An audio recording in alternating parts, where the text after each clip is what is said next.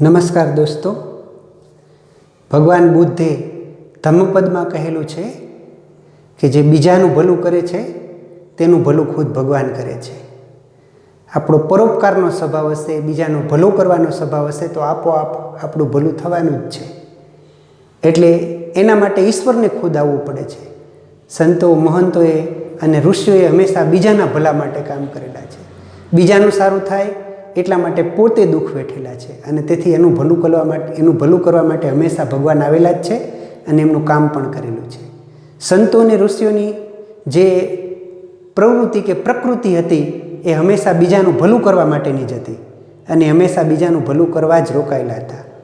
વિદ્યાર્થીઓને અભ્યાસ કરાવડાવવા, સમાજનું ભલું કરવું અને દીર્ઘકાળ સુધી, લાંબા ગાળા સુધી સમાજમાં કેવી રીતે વ્યક્તિ ઉચ્ચતમ અને શાંતિથી રહી શકે એના માટેના પ્રયત્નો હંમેશા એને કરેલા છે અને તેથી એનું ભલું કરવા માટે ખુદ ભગવાન છે તે આવેલા છે અને એનું કામ પણ સારી રીતે થયેલું છે. દોસ્તો, તમે પણ ભલા અને પરોપકારી બનો. ભલા અને પરોપકારી થશો તો તમે પોતાનું ભલું કરવા માટે બીજાને કહેવું નહીં પડે. આપોઆપ તમારું ભલું થશે, સારું થશે અને તમે તમારું હંમેશા સારું થાવ એવી શુભેચ્છા સાથે આપણે દોસ્તો આપણું આજનું કામ શરૂ કરીએ. દોસ્તો, આજનો આપણો અભ્યાસ છે આધુનિક આવર્ત કોષ્ટક. આપણે મેન્ડેલિફનું આવર્ત કોષ્ટક છેલ્લે ભણ્યા હતા. મેન્ડેલિફના આવર્ત કોષ્ટકની કેટલીક મર્યાદાઓ હતી. આપણે જોયું હતું કે એમાં હાઇડ્રોજનનું સ્થાન છે તે વિવાદાસ્પદ છે. પછી એમાં સમસ્થાનિકો માટેની કોઈ જગ્યા નથી. વળી પરમાણુ ભાર એ અનિયમિત રીતે હોય છે, એટલે બે તત્વોની વચ્ચે કેટલા તત્વો હજી શોધાવાના બાકી એવું આપણે કરી શકતા નથી. એ જે હતું એને કારણે આધુનિક જે મેન્ડેલિફનું આવર્ત કોષ્ટક હતું તે હતું તો સારું જ, પણ એનાથી વધુ સારી રીતે, વિશેષ રીતે આપણે આધુનિક આવર્ત કોષ્ટક છે તે ગોઠવી શક્યા છીએ. તો એમાં આજે આપણે બધી આધુનિક આવર્ત કોષ્ટકની જ વાતો કરવાની છે. આજે આધુનિક આવર્ત કોષ્ટક છે એની અંદર જ આપણા કોર્સની અંદર એનો સમાવેશ કરેલો છે. એમાં આધુનિક આવર્ત કોષ્ટકના વલણો છે એ આમાં નથી, એટલે આધુનિક આવર્ત કોષ્ટકના વલણો આપણે લેવાના નથી, પણ પ્રવૃત્તિ 5.5 સુધીનું છે એટલું આજે આપણે લઈશું. એટલું આજના આપણા આ વર્ષના અભ્યાસક્રમમાં પણ દોસ્તો છે. એટલે આપણે આજે એટલી વાત કરવાના છે. 1913માં હેનરી મોસોલે એવું સંશોધન કર્યું હતું દોસ્તો કે તત્વના પરમાણુ દળાંક કરતાં પરમાણુ ભાર છે, પરમાણુ દળાંક કરતાં પરમાણુ ક્રમાંક છે એ વધારે આધારભૂત ગુણધર્મ છે. એને આધારે આપણે તત્વને વધારે સારી રીતે સમજી શકશું. કારણ કે પરમાણુ દળાંક છે એ તો અનિયમિત આંકડામાં પણ હોય, દશાંશ પૂર્ણાંક પછીના આંકડામાં પણ હોય, જ્યારે પરમાણુ ક્રમાંક છે એ તો પૂર્ણ આંકડામાં છે. એટલે શું થાય કે પરમાણુ ક્રમાંક, આપણને ખબર છે પરમાણુ ક્રમાંક એટલે શું. પરમાણુ ક્રમાંક એટલે પરમાણુના કેન્દ્રમાં રહેલા પ્રોટોનની સંખ્યા. પરમાણુ ક્રમાંક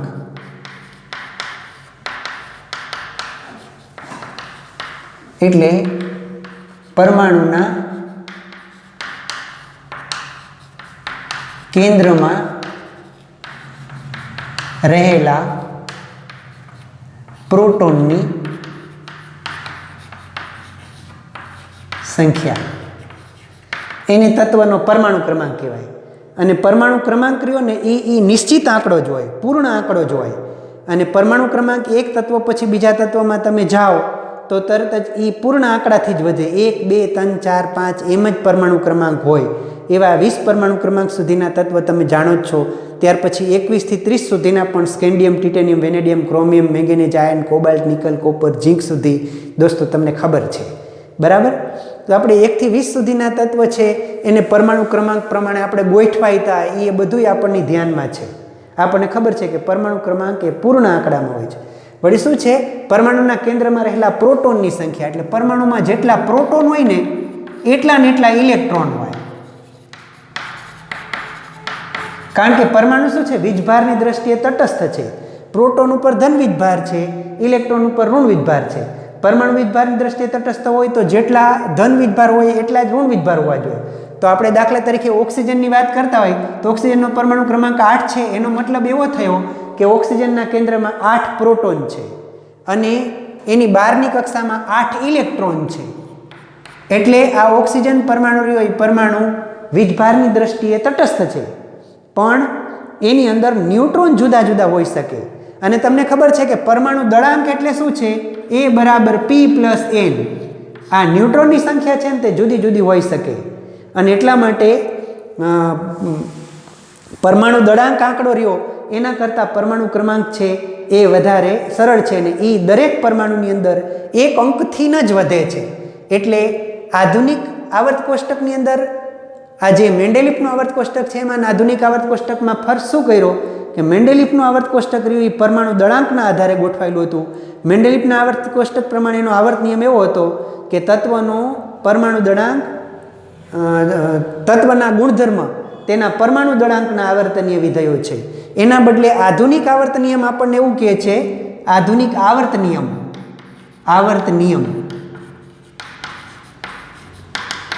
તત્વના ગુણધર્મો તેના પરમાણુ ક્રમાંકના આવર્તનીય વિધેયો છે.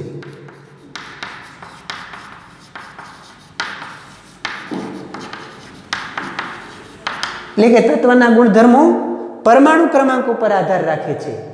એટલે પરમાણુ ક્રમાંક પ્રમાણે આધુનિક આવર્ત કોષ્ટક છે તે ગોઠવાયેલું છે.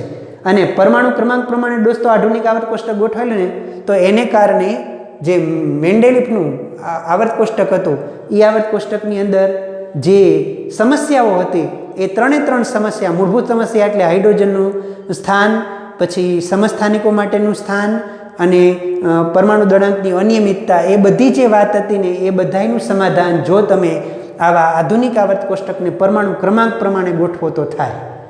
અને એની સમસ્યાનું કેવી રીતના નિવારણ થયું એના વિશેની વાત પણ આપણે આની અંદર આવતી જશે, ત્યારે આપણે એની વાત સાથે સાથે કરીએ છીએ. પણ આધુનિક આવર્ત કોષ્ટક પરમાણુ ક્રમાંક પ્રમાણે ગોઠવો તો તમે કોબાલ્ટ ને નિકલના સ્થાને જોઈજો. પહેલાં આવશે કોબાલ્ટ ને પછી નિકલ આવશે. 27 ને 28 એનો પરમાણુ ક્રમાંક છે. નહીંતર શું પરમાણુ દળાંક પ્રમાણે આપણને એમ લાગતું હતું કે આમાં વધારે પરમાણુ દળાંકવાળું પહેલાં છે અને ઓછા પરમાણુ દળાંકવાળું પછી, એવું કેમ? પણ આધુનિક આવર્ત કોષ્ટકને આપણે પરમાણુ ક્રમાંક પ્રમાણે ગોઠવું તો એનું સ્થાન પણ બરાબર આપણે ગોઠવી શક્યા. અને બીજું તમને ખબર છે કે બધા જે સમસ્થાનિકો હોય એ સમસ્થાનિકોની અંદર પ્રોટોનની સંખ્યા સમાન પણ ન્યુટ્રોનની સંખ્યા જુદી જુદી હોય. પ્રોટોનની સંખ્યા સમાન હોય તો એક જ પ્રકારનો પરમાણુ ક્રમાંક થયો. એક જ પ્રકારનો પરમાણુ ક્રમાંક થયો હોય તો એને સ્વાભાવિક રીતે જ બધાને શેમાં એક જ ખાનાની અંદર મૂકવા પડે. ઓક્સિજનના જેટલા સમસ્થાનિકો હોય એને ઓક્સિજનની સાથે જ મૂકવા પડે. યુરેનિયમના જેટલા સમસ્થાનિકો હોય એને યુરેનિયમની સાથે જ મૂકવા પડે. ક્લોરિનના જેટલા સમસ્થાનિકો એને ક્લોરિનની સાથે જ મૂકવા પડે. તો એ તો આપોઆપ જ સમસ્યાનું સમાધાન થાય છે કે સરખો પરમાણુ ક્રમાંક હોય તો એને તો આવર્ત કોષ્ટકમાં એક જ ખાનાની અંદર મૂકવા પડે. એટલે એ સમસ્યાનું પણ ત્યાં સમાધાન થઈ ગયું હતું. પરમાણુ દળાંક છે એ એના કરતાં પરમાણુ ક્રમાંક પ્રમાણે ગોઠવતા ઘણી બધી આપણને સિદ્ધિ મળી હતી અને ઘણી સારી રીતે ગોઠવી શકાયું હતું. એટલે આધુનિક આવર્ત કોષ્ટકમાં આપણને અહીંયા આવર્ત નિયમ કીધો છે એ ફરીથી આપણે એક વખત જોઈ લઈએ કે તત્વના ગુણધર્મ પરમાણુ ક્રમાંકના આવર્તનીય વિધેયો છે. એ આધુનિક આવર્ત નિયમ છે. પછી પ્રવૃત્તિ 5.3માં આપણને થોડીક વાત એના વિશેની કરેલી છે જે આપણે આગળ જે આધુનિક આવર્ત કોષ્ટકમાં ભણવાનું છે એના વિશેની વાત. એટલે એ હું તમને પ્રવૃત્તિમાં અંદર શું છે એની વાત હું તમને કરું. જુઓ, તમારા ટેક્સ્ટબુકના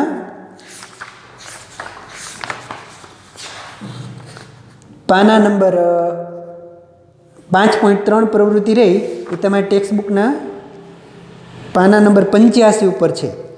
આધુનિક આવર્ત કોષ્ટકમાં નિકલ અને કોબાલ્ટના સ્થાન કેવી રીતે નિશ્ચિત કરવામાં આવ્યા છે.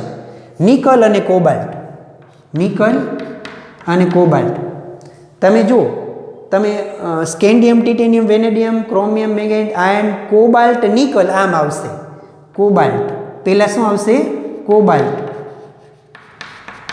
અને પછી નિકલ આવશે. આધુનિક આવર્ત કોષ્ટકમાં આ તમે જોઈશો તો તમને ખબર પડે. Scandium, titanium, vanadium, chromium, manganese, iron, cobalt એટલે 26 ને 27 નંબર થશે આના કોબાલ્ટના અને 28 નંબર થશે નિકલના. તો જો આધુનિક આવર્ત કોષ્ટક પ્રમાણે આપણે ગોઠવીએ તો એને પરમાણુ ક્રમાંકના ચડતા ક્રમમાં ગોઠવવાના છે. આનો પરમાણુ ક્રમાંક 27 છે અને આનો પરમાણુ ક્રમાંક 28 છે, એટલે આપોઆપ જ એ પ્રશ્ન છે તે સોલ્વ થઈ જાય છે. આધુનિક આવર્ત કોષ્ટક તમારા ટેક્સ્ટ બુકના પાના નંબર 86 ઉપર બતાવેલું છે. એની અંદર તમે પહેલાં જોઈશો તો તમને ખબર પડશે. 27 નંબર ઉપર 58.9 પરમાણુ દળાંકવાળો કોબાલ્ટ છે અને પછી 58.7 એટલે કે એના કરતાં ઓછા પરમાણુ દળાંકવાળો નિકલ છે. પણ આધુનિક આવર્ત કોષ્ટકને આપણે પરમાણુ ક્રમાંક પ્રમાણે ગોઠવું છે એટલે 27 નંબર ઉપર કયું આવે? આપોઆપ કોબાલ્ટ જ આવે અને 28 નંબર ઉપર કયું આવે? નિકલ આવે. એટલે કે આધુનિક આવર્ત કોષ્ટકમાં કોબાલ્ટ અને નિકલને તેના પરમાણુ ક્રમાંકના આધારે આપણે ગોઠવવામાં આવેલા છે. એ પ્રવૃત્તિ પરથી આપણને ખબર પડે. જોઈએ ત્યારે જોવાની અને સરખાવવાની પ્રવૃત્તિ છે. આધુનિક આવર્ત કોષ્ટકમાં જુદા જુદા તત્વોના સમસ્થાનિકોના સ્થાન કેવી રીતે નિશ્ચિત કરવામાં આવ્યા છે? હજુ હમણાં જ આપણે વાત કરી કે સમસ્થાનિકો હોય તો બધાયના જે પરમાણુ ક્રમાંક છે તે સરખા થાય. ઓક્સિજન 16, 17, 18 હોય તો એનો પરમાણુ ક્રમાંક તો 8 જ થાય. બધાયના કેન્દ્રમાં પ્રોટોન તો સરખા જ છે એટલે બધાયને શું એક જ ખાનામાં મૂકવામાં આવ્યા હોય.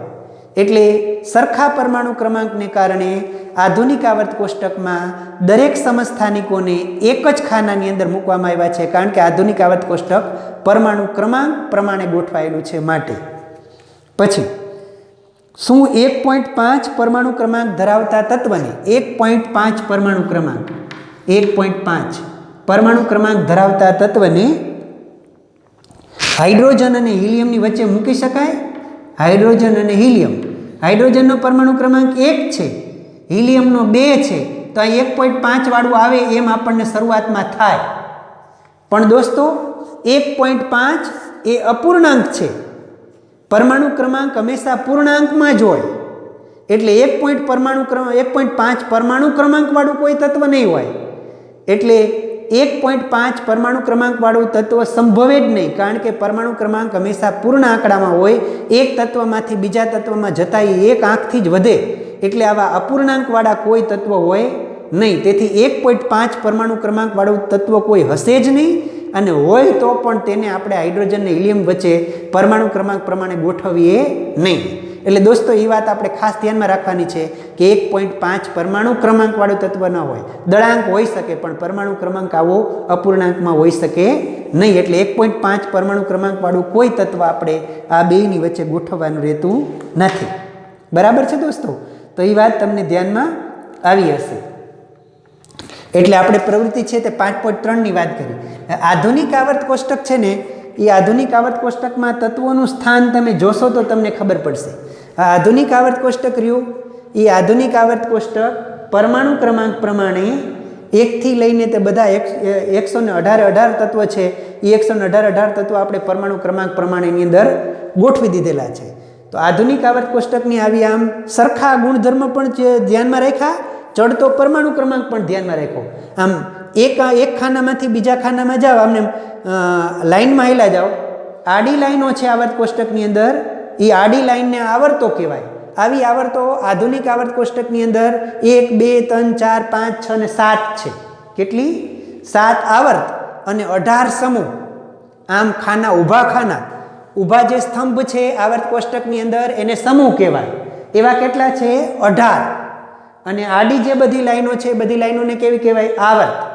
તમે જોઈશો તો આધુનિક આવર્ત કોષ્ટકની અંદરની આવર્ત છે એની અંદર સૌથી પહેલો હાઇડ્રોજનને ઉપર એક નોખો ગોઠવો છે, પછી આ બાજુ ઉપર અહીં તત્વ હિલિયમ છે, એટલે એ પહેલી આવર્ત કહેવાય. એની આવર્ત કોષ્ટકની પહેલી લાઈન થઈ. આધુનિક આવર્ત કોષ્ટકની પહેલી આવર્તમાં માત્ર 2 જ તત્વો છે, હાઇડ્રોજન અને હિલિયમ. એમાં હાઇડ્રોજન છે ને એને તો તમે આધુનિક આવર્ત કોષ્ટકના પહેલા સમૂહમાં નહીં મૂકી શકો અને 7મા સમૂહ પણ નહીં મૂકી શકાય ગુણધર્મને કારણે. તમને ખબર છે કે આ હાઇડ્રોજન છે કેટલાક પહેલા સમૂહ જેવા ગુણધર્મ ધરાવે છે, કેટલાક 7મા સમૂહ જેવા ધરાવે. તો ખરેખર આપણે હાઇડ્રોજનને મૂકવાનો થાય તો ન તો પહેલામાં મૂકી શકીએ કે ન તો છેલ્લામાં મૂકી શકીએ. એટલે ખરેખર હાઇડ્રોજનનું સ્થાન છે એને આપણે આધુનિક આવર્ત કોષ્ટકમાં ગોઠવતા પહેલા સ્થાન ઉપર મૂકી દીધું છે. એટલે પહેલા સ્થાન ઉપર આવર્ત કોષ્ટકમાં એને ડાબી બાજુએ અહીં દર્શાવેલું છે, પણ ખરેખર એને કયા સમૂહમાં એટલે અહીંયા મૂકેલું છે એનો મતલબ એને પહેલા સમૂહમાં નથી મૂક્યું, પહેલા સમય તમે હાઇડ્રોજનનું ખાનું નોખું હશે, તમે આવર્ત કોષ્ટકની અંદર જોઈજો. હાઇડ્રોજન રહ્યું ને એને ખરેખર જે આખી પહેલી આવર્ત છે ને એ પહેલા આવર્તના મધ્યમાં પણ કોઈ સમૂહમાં નહીં એવી રીતે મૂકવું જોઈએ ખરેખર. અને હાઇડ્રોજનને એ પહેલા સમૂહની અંદર પહેલી આવર્તની અંદર નોખું આપણે દર્શાવેલું છે. પછી બીજી જે તમે જે આવર્ત જોશો ને બીજી આવર્તમાં, તો પછી બીજી આવર્તમાં કોણ કોણ આવશે? અહીંયા હાઇડ્રોજન, હિલિયમ, પછી lithium, beryllium, boron, carbon, nitrogen, oxygen, પછી ફ્લોરિન અને નિયોન. આમ સુધી ગોઠવાયેલું છે. એ વચ્ચે પણ બીજી જગ્યાઓ છે બીજી આવર્તમાં, પણ એ બધા ભારે તત્વો ગોઠવાયેલા છે તે. પછી અહીંયા હાઇડ્રોજન, લિથિયમ, બેરિલિયમ. લિથિયમ ને બેરિલિયમ એ બે તત્વ છે. લિથિયમ ને બેરિલિયમ એ બે તત્વ છે. તેના પછી અહીં વચ્ચે કેટલી બધી આમ જગ્યા મૂકેલ. પછી અહીં આ કેટલું છે? બોરોન રહ્યો એ 13 નંબર ઉપર. બોરોન રહ્યો એ 13 નંબર ઉપર ગોઠવાયેલો છે. 13, 14, 15, 16, 17 અને 18માં સમૂહની અંદર ઠેઠ છે તે નિયોન છે. એ તમે જોઈ શકશો. આ પહેલી આવર્તમાં કેટલા? 2 તત્વ, હાઇડ્રોજન અને હિલિયમ. પછી બીજી આવર્તમાં કેટલા? 1, 2, 3, 4, 5, 6, 7 અને 8 તત્વ. કેટલા? 8 તત્વ. પછી ત્રીજી આવર્ત તમે જો તો ત્રીજી આવર્તમાં કોણ આવે? પછી નિયોન, પછી sodium, magnesium, aluminium, silicon, phosphorus, sulphur, chlorine અને આર્ગોન. આમ જોઈશો તો આ પણ કેટલા છે? 8 તત્વો છે. પછી એનાથી આગળ તમે જોઈશો તો અહીંયા તમે આગળ વચ્ચેનું પહેલા 2 ખાનામાં આમ કરીને આમ આવર્ત કોષ્ટક છે. પહેલા આ 2 સમૂહમાં અહીં ખાલી આટલું આમ આ 2 હરોળ લગી, આ પહેલી હરોળ, આ બીજી હરોળ. એટલે બીજી હરોળમાં અહીં ક્યાંય નથી કાંઈ. પછી આગળ જોઈશો અહીં તો પછી ભરાવાનું ચાલુ થયું છે. આર્ગોન પછી કોણ આવે? પોટેશિયમ. પોટેશિયમ પછી કોણ? કેલ્શિયમ. કેલ્શિયમ પછી scandium, titanium, vanadium, chromium, manganese iron એ બધા આવે. બરાબર છે? એ બધા તત્વો છે. એ બધા તત્વો પછી છેલ્લે અહીં ઉપર અહીં હિલિયમ છે, પછી અહીં નિયોન છે, પછી આર્ગોન છે, પછી અહીં 36 નંબર વાળું ક્રિપ્ટોન આવે. એટલે આ બધા થઈને તત્વો ગણશો ને તમે તો કેટલા થશે? 18. કેટલા તત્વો થશે? 18. એટલે પહેલી આવર્તમાં 2 તત્વો, બીજી આવર્તમાં 8 તત્વો, ત્રીજી આવર્તમાં 8 તત્વો, ચોથી આવર્તમાં 18 તત્વો, પાંચમી આવર્તમાં 18 તત્વો, છઠ્ઠી આવર્તમાં 32 તત્વો. આવી રીતે ગોઠવાયેલું છે. અને પછી 7મી આવર્ત હજી અધૂરી છે થોડીક, પણ તેમાંય પણ કેટલા છે? 32 તત્વો. આમાં કેવું છે કે અહીંયા તમે જ્યારે આ આવર્તમાં પહોંચશો, છઠ્ઠી આવર્તમાં, ત્યારે 57 થી 71 નંબરના તત્વો છે. એ 57 થી 71 નંબરના તત્વો રહ્યા એ બધા એક સરખા ગુણધર્મ ધરાવે છે. એ આખા જે શ્રેણી છે એને લેન્થેનાઇડ શ્રેણી કહેવાય. લેન્થેનાઇડ શ્રેણી એટલા માટે કે એનું પહેલું સભ્ય રહ્યું લેન્થેનમ છે. તમે આવર્ત કોષ્ટકમાં સાથે સાથે આ વાત જોતા જજો. 57 થી 71 નંબરના તત્વને એટલે 57 નંબરનું એક લેન્થેનમિયા રાખી પછી એની આખી લાઈન આવર્ત કોષ્ટકની નીચે કરી છે. એ આખી લેન્થેનાઇડ શ્રેણી કહેવાય. લેન્થેનમ ને સીરિયમ ને પ્રમેથિયમ ને પ્રેસોડિનિયમ ને નિયોડિનિયમ ને એ બધા જે રહ્યા તે, સમેરિયમ ને ગેડોલિનિયમ ને એ બધા ક્યાં ગોઠવેલા છે? આવર્ત કોષ્ટકની નીચે એક લાઈન કરેલી છે. પછી એના પછીની જે લાઈન છે એની અંદર 89 થી 103 ઈ નંબરના તત્વો છે. એ બરાબર લેન્થેનાઇડની નીચે 89 થી 103 છે. 89 થી 103 નંબરના તત્વોને એમાં પહેલું સભ્ય છે એ એક્ટિનિયમ છે. એટલે એ આખી શ્રેણીને કેવી કહેવાય? એક્ટેનાઇડ શ્રેણી કહેવાય. એટલે આવર્ત કોષ્ટક છે, આધુનિક આવર્ત કોષ્ટકમાં આડી હરોળો છે એને આવર્તો કહેવાય, ઊભા સ્તંભ છે એને સમૂહ કહેવાય. આવર્તો છે તે 7 છે, ઊભા સ્તંભ છે તે 18 છે. પહેલી આડી આવર્ત છે એમાં 2 તત્વ છે, હાઇડ્રોજન ને હિલિયમ. પછીની બીજી આવર્તમાં 8, ત્રીજીમાં 8, ચોથીમાં 18, પાંચમીમાં 18, છઠ્ઠીમાં 32 અને સાતમીમાં પણ અત્યારે આપણે 32 તત્વો કહી. તો એ બધા જે તત્વો છે એ બધા તત્વોમાં જે આવડી આ તમારી છઠ્ઠી આવર્ત છે એની અંદર 57 થી 71 નંબરના તત્વોને એક જ ખાનામાં મૂક્યા છે, કારણ કે બધાયના ગુણધર્મ લેન્થેનાઇડ શ્રેણીના સરખા છે. પણ 57 થી 71 ને બધાને એકમાં સમાવી ન શકાય. એટલે 57 નંબરનું અહીંયા લખીને પછી 58 થી નીચે બધા લાઇનમાં એક આખા ગોઠવેલા છે આવર્ત કોષ્ટકની નીચે. એ તમે જોઈશો તો એમાં સીરિયમ તત્વથી ગોઠવાયેલા છે. લેન્થેનમ, સીરિયમ, પછી પ્રમેથિયમ ને બધા એ આખા નીચે આખી એક લાઈન કરેલી છે. એટલે એમાં કેટલા તત્વો છે? 32. 18 પછી 19 20 21 22 23 24 25 26 27 28 29 30 31 32 એટલા તત્વો છે તે બાકીના એની અંદર ગોઠવાયેલા છે. એ નીચેવાળા અને એ આખી લાઈન એ બધા ગણશો તો કેટલા તત્વો થશે? 32 તત્વો થશે. કારણ કે એમાં લેન્થેનાઇટ શ્રેણીના તત્વો ગોઠવાયેલા છે. ત્યાર પછી એની નીચે 89 થી 103 નંબરના તત્વો છે એ તમે જોશો તો એને એક્ટિનાઇટ શ્રેણી કહેવાય. એ પણ આવર્ત કોષ્ટકની નીચે ગોઠવાયેલા છે. આમ આધુનિક આવર્ત કોષ્ટક પરમાણુ ક્રમાંકના આધારે 18 સમૂહો અને 7 આવર્તની અંદર ગોઠવાયેલા છે. કઈ આવર્તમાં કેટલા તત્વો છે એ અહીં તમને દર્શાવેલું છે. પહેલી આવર્તમાં 2, બીજીમાં 8, ત્રીજીમાં 8, ચોથીમાં 18, પાંચમીમાં 18, છઠ્ઠીમાં 32 અને સાતમીમાં પણ કેટલા? 32 તત્વો હોય એવી રીતના આધુનિક આવર્ત કોષ્ટક ગોઠવાયેલું છે. આધુનિક આવર્ત કોષ્ટકની અંદર ગોઠવાયેલા તત્વો બધાય તમે જોઈશો તો તમારી જે ટેક્સ્ટ બુકમાં તમને દર્શાવેલું છે એમાં ગ્રીન કલરના જે બધા છે એ બધી ધાતુઓ છે. આધુનિક આવર્ત કોષ્ટકમાં બધી ધાતુઓ છે એ આવર્ત કોષ્ટકમાં ડાબી બાજુએ ગોઠવેલી છે. કઈ? ડાબી બાજુએ. આમ આ બાજુ તમે જુઓ ને એટલે ડાબી બાજુએ ગોઠવેલી છે એમાં. ત્યાર પછી એમાં અધાતુઓ છે બધી એ અધાતુ આ બાજુ જમણી બાજુએ ગોઠવેલી છે. પણ કેટલુંક તમે જોઈશો તો ક્યાં બોરોનથી પછી આવું પગથિયા જેવું છે. બોરોન પછી આવી એક લાઈન તમારા આવર્ત કોષ્ટકમાં આમ દર્શાવેલી છે.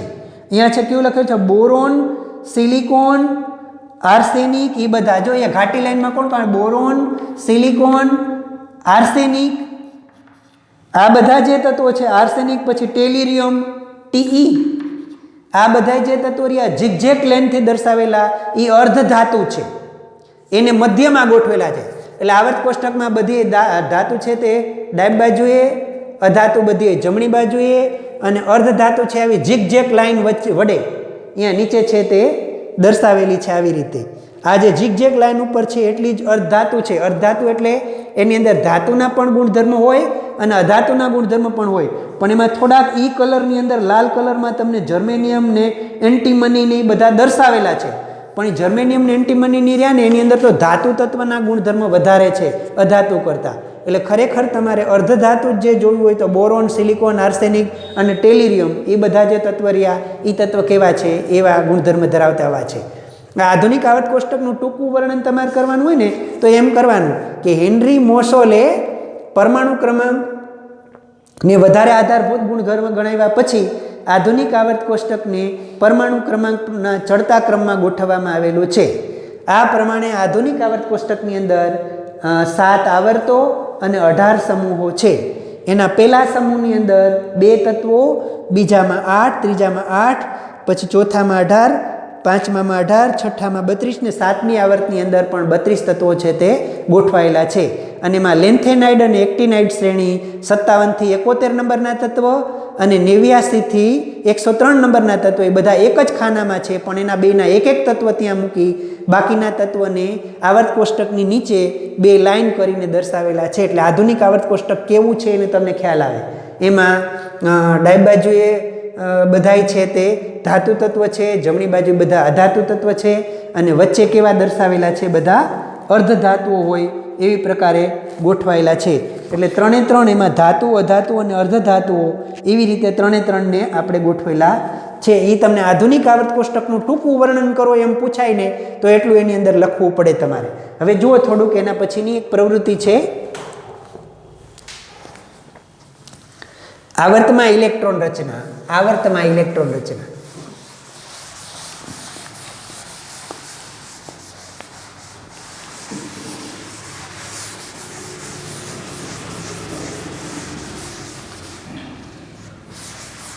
આવર્ત એટલે શું દોસ્તો? આડી લાઈન. આડી લાઈન આધુનિક આવર્ત કોષ્ટકમાં આડી લાઈનોને આવર્ત કહેવાય. આધુનિક આવર્ત કોષ્ટકમાં ઊભા સ્તંભને બધાને શું કહેવાય? સમૂહ કહેવાય. તો આપણે આવર્તમાં ઇલેક્ટ્રોન રચના જોવાની છે. આવર્ત એટલે શું? આડી લાઈન. એમાં બીજી આડી લાઈન છે એ જુઓ તમે. આ આપણે ખાલી જોઈ જો લિથિયમ, પછી શું? બેરિલિયમ, પછી બોરોન, પછી કાર્બન, પછી નાઇટ્રોજન, પછી ઓક્સિજન, પછી ફ્લોરિન અને અહીં છેલ્લે નિયોન. Neon NE neon. આનો પરમાણુ ક્રમાંક કેટલો 3, પછી 1 અંકથી વધે, ડાબી બાજુએથી જમણી બાજુએ જાઓ તેમ પરમાણુ ક્રમાંક 1 અંકથી વધે. આ ડાબી બાજુ છે, ડાબી બાજુએથી જમણી બાજુએ જાઓ તો પરમાણુ ક્રમાંક 1 અંકથી વધે, એટલે આનો 3, આનો 4, આનો 5, આનો 6, આનો 7, આનો 8, આનો 9 અને આનો 10 પરમાણુ ક્રમાંક છે. દોસ્તો તમને ખબર જ છે કે પહેલો હાઇડ્રોજન અહીં ગોઠવાયેલો છે અને હિલિયમ અહીં છે, સરખા ગુણધર્મને કારણે. આ હાઇડ્રોજનનો અને પછી આ હિલિયમ, પછી lithium, beryllium, boron, carbon, nitrogen, oxygen, fluorine, neon એમ જ છે. ત્યાર પછી તમે જોઈશો તો નિયોન પછી ત્રીજી આવર્તમાં કોણ આવે? સોડિયમ, એનો નંબર કેટલો થાય? 11. પછી મેગ્નેશિયમ, પછી એલ્યુમિનિયમ, પછી સિલિકોન, પછી ફોસ્ફરસ, પછી સલ્ફર, પછી ક્લોરિન અને અહીંયા આર્ગોન. આ બધા બીજી હરોળના તત્વો કહેવાય, આ બધા ત્રીજી હરોળના તત્વો કહેવાય. આનો પરમાણુ ક્રમાંક 1 અંકથી વધે એટલે અહીં 12, અહીં 13, અહીં 14, અહીં 15, અહીં 16, અહીં 17 અને અહીં 18. તો આવર્તમાં ઇલેક્ટ્રોન રચના એમ આપણને કહે છે. આના બધાની ઇલેક્ટ્રોન રચના આપણે કેવી રીતે લખવાની આવે? આવર્તમાં ઇલેક્ટ્રોન રચના આવર્તમાં લખતા હોય તો આમ લખવું પડે આપણે. આની ઇલેક્ટ્રોન રચના કેટલી? 2 1, આની 2 2, 2 3, 2 4, 2 5, 2 6, 2 7 અને અહીં પૂરી ભરાયેલી 2 8. સોરી દોસ્તો, આનું શું છે? 2 8 1, 2 8 2, 2 8 3, 2 8 4, 2 8 5, 2 8 6, 2 8 7 અને 2 8 8. જો આવર્તમાં ઇલેક્ટ્રોન રચનામાં કેમ ફેરફાર થાય છે? આવર્તનની અંદર ડાબી બાજુએથી જમણી બાજુએ જતા બહારની જે કક્ષા છે સંયોજકતા કક્ષા, એમાં 1 ઇલેક્ટ્રોનનો વધારો થાય છે. એટલે બધા જે ડાબી બાજુએથી જમણી બાજુએ જતા સંયોજકતા કક્ષામાં 1 ઇલેક્ટ્રોનનો વધારો થાય છે. આવર્તમાં ઇલેક્ટ્રોન રચના એવી રીતના ગોઠવાયેલી છે. દરેકમાં આવર્તના ક્રમમાં બાહ્યતમ કક્ષા માટે એનનું મૂલ્ય સૂચવે. આવર્તનો ક્રમ આ જે છે ને, કોઈ પણ કક્ષામાં ઇલેક્ટ્રોન કેટલા સમાય? 2n² જેટલા. દાખલા તરીકે પહેલી કક્ષા હોય તો 2 × n એટલે પહેલી કક્ષા 1 એનો વર્ગ, એટલે પહેલી કક્ષામાં કેટલા ઇલેક્ટ્રોન સમાય? 2. કેટલા? 2. પછી બીજી કક્ષા આવે, બીજી કક્ષા તો 2 × 2 નો વર્ગ એટલે કેટલા થાય? 2 × 4 એટલે કેટલા થાય? બીજું 8. બીજી કક્ષામાં કેટલા સમાય? 8. પછી ત્રીજી કક્ષા હોય તો 2 × 3 નો વર્ગ એટલે કેટલા? 2 × 9 એટલે ત્યાર પછી કેટલા સમાય? 18. ત્રીજી કક્ષામાં કેટલા ઇલેક્ટ્રોન સમાય? 18. પણ પછી ત્રીજીની ગૌણ પણ હોઈ શકે. એટલે તમારે આવર્ત રહીને આવર્તનો ક્રમ બાહ્યતમ કક્ષા માટે ઇલેક્ટ્રોન કેટલા છે એનું મૂલ્ય સૂચવે. બાહ્યતમ કક્ષામાં કેટલા ઇલેક્ટ્રોન સમાઈ શકે તે દર્શાવે છે. પહેલી આવર્તના બધાય તત્વોની બાહ્યતમ કક્ષામાં મહત્તમ કેટલા ઇલેક્ટ્રોન સમાય? 2. બીજી આવર્તના બધાય તત્વો હોય તો એની અંદરના મહત્તમ કેટલા ઇલેક્ટ્રોન સમાય? 8. પછી કેટલા? 8. પછી કેટલા?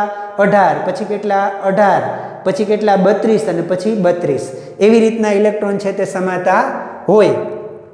તો આમાં આવર્તની અંદર ઇલેક્ટ્રોન રચનાની વાત કરીએ તો આવર્તમાં ડાબી બાજુએથી જમણી બાજુએ જતા ઇલેક્ટ્રોન પરમાણુ ક્રમાંક ક્રમશઃ 1 અંકથી વધે છે. તેથી બાહ્યતમ કક્ષાની અંદર ઇલેક્ટ્રોન પણ 1 અંકથી વધે છે. સંયોજકતા કક્ષામાં 1 ઇલેક્ટ્રોન અંકથી વધે એ આપણે જોવાનું છે. પછી સમૂહમાં ઇલેક્ટ્રોન રચના. સમૂહ એટલે ઊભું, આમ તમે આવી રીતે આમ જો, આ બધા એરિયા એ સમૂહ કહેવાય. આમ આપણે લખીએ તો આ સમૂહ થાય. આ સમૂહ છે એ સમૂહની અંદર અહીં કોણ આવશે? પોટેશિયમ. જુઓ તમે, પોટેશિયમનો 19 નંબર. તો આની ઇલેક્ટ્રોન રચના કેટલી થાય? 2 8 8 અને 1. એવી રીતના.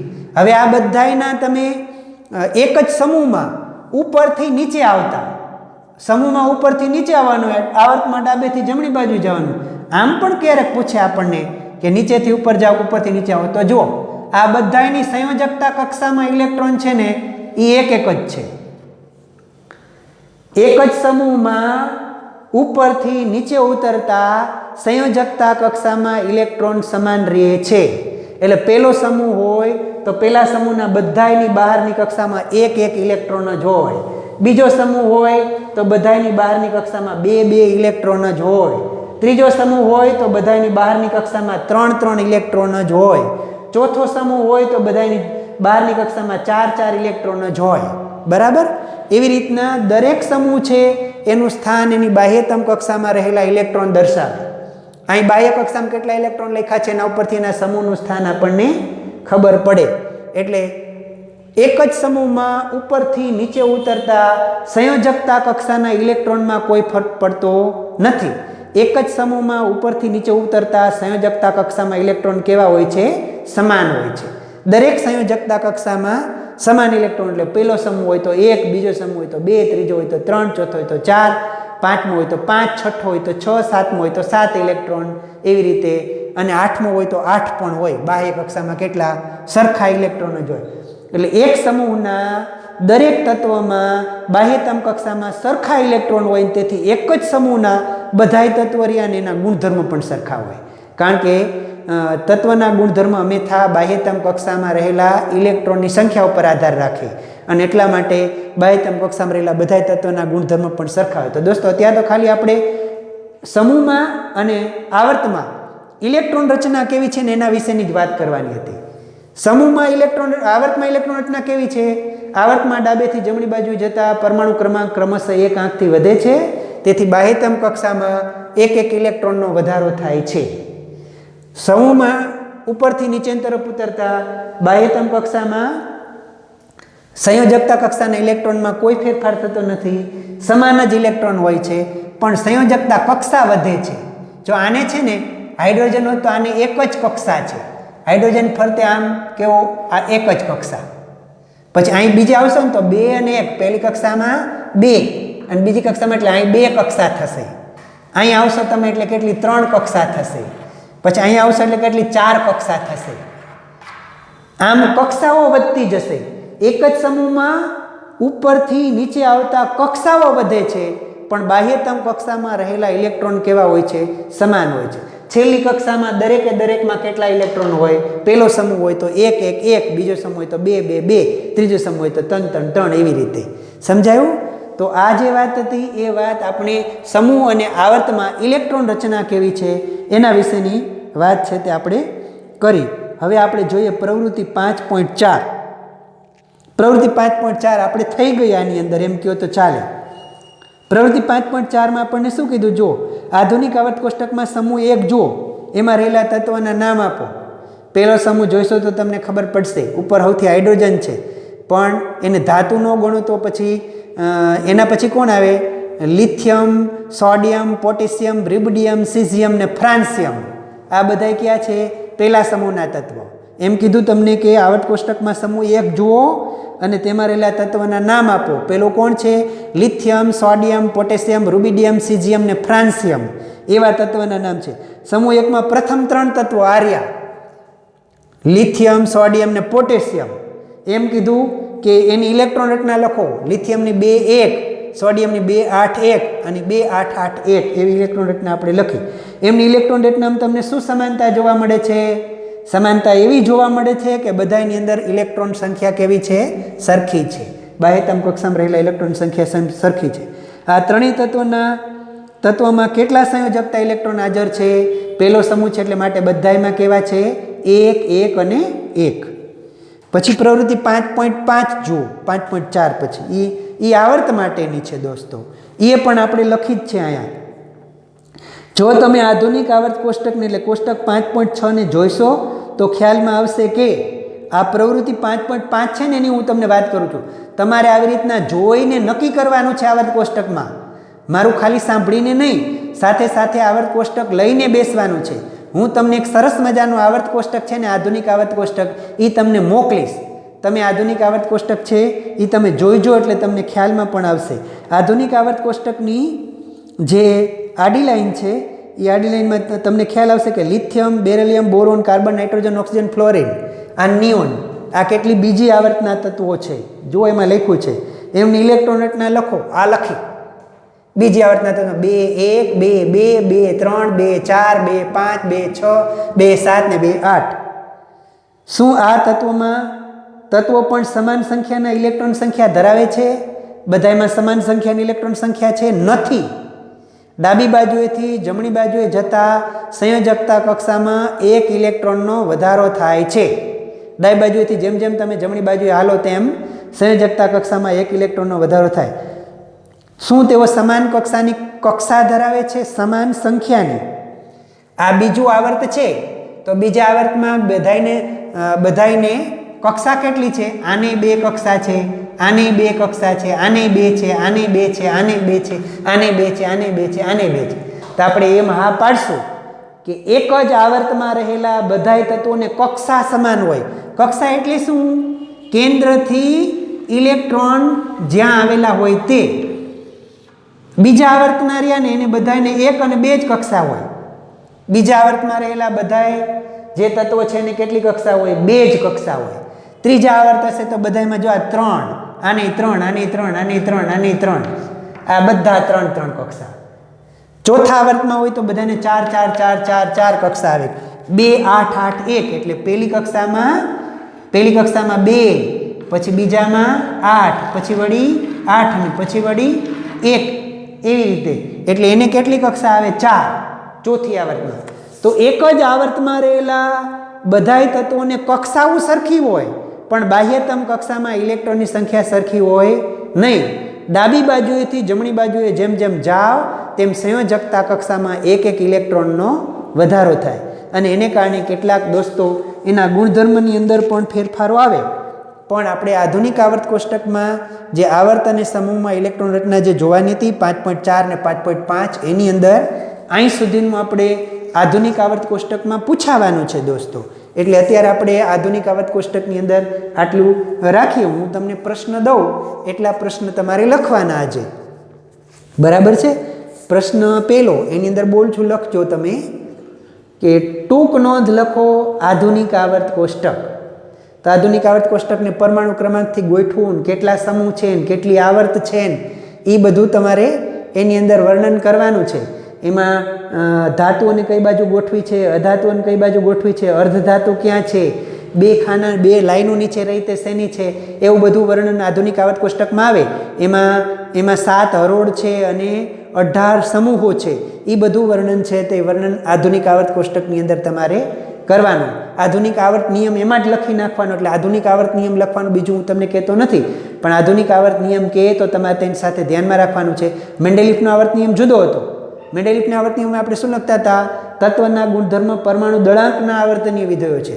આમાં શું લખવાનું છે? આધુનિક આવર્ત નિયમમાં તત્વના ગુણધર્મ તેના પરમાણુ ક્રમાંકના આવર્તનીય વિધેયો છે, એ આપણે ધ્યાનમાં રાખવાનું. પછીનો પ્રશ્ન, પછીના પ્રશ્નમાં તમે આ લખજો. ત્રીજી આવર્તના તત્વો ના નામ અને તેની ઇલેક્ટ્રોન રચના લખો. તેમાં શું સમાનતા અને શું અસમાનતા જોવા મળે છે? સમાનતા શું? દરેક તત્વમાં કક્ષા સમાન છે. પણ અસમાનતા શું? બાહ્યતમ કક્ષામાં અથવા સંયોજકતા કક્ષામાં ઇલેક્ટ્રોનમાં ડાબી બાજુથી જમણી બાજુ તરફ જતા એક અંકનો વધારો થાય છે. બીજું, પેલા સમૂહના દરેક તત્વના નામ અને તેની ઇલેક્ટ્રોન રચના લખો. તેમાં શું સમાનતા અને શું અસમાનતા જોવા મળે છે? સમાનતા શું દોસ્તો? બધાની બાહ્યતમ કક્ષામાં સમાન ઇલેક્ટ્રોન હોય છે પણ કક્ષાઓ સમાન હોતી નથી. સમૂહમાં કક્ષાઓ સમાન ન હોય પણ બાહ્યતમ કક્ષાના ઇલેક્ટ્રોન સરખા હોય. આવર્તમાં શું થાય? કક્ષાઓ સમાન હોય પણ બાહ્યતમ કક્ષાના ઇલેક્ટ્રોનની સંખ્યા સરખી હોય નહીં. આટલી વાત તમારા ધ્યાનમાં આવેલી હશે. તમારે આધુનિક આવર્ત કોષ્ટકમાં એનું વર્ણન કરવું હોય તો પણ કરી શકાય કે આધુનિક આવર્ત કોષ્ટકમાં ડાબી બાજુથી જમણી બાજુ તરફ જતા પરમાણુ ક્રમાંકમાં 1 અંકનો વધારો થાય છે. તેથી બાહ્યતમ કક્ષાની અંદર 1 ઇલેક્ટ્રોન વધે છે અને સમૂહમાં ઉપરથી નીચેની તરફ ઉતરતા પરમાણુની કક્ષા વધે છે પણ બાહ્યતમ કક્ષામાં ઇલેક્ટ્રોન સમાન રહે છે. તો આટલી વાત આપણે રાખીએ દોસ્તો. આવતીકાલે પાછા આપણે ફરીથી મળીશું. હોમવર્ક તમારું બરાબર તમે નિયમિત કરતા રહેજો. આપણે વાત થાય એની અંદર ક્યાંય તમને ન સમજાય તો જરૂર મારો સંપર્ક કરજો. આપણે એકબીજા સાથે ચર્ચાથી એનું નિવારણ કરશું. તમારો સારામાં સારો ઉકેલ મળે એવી તમને શુભેચ્છા. નમસ્કાર.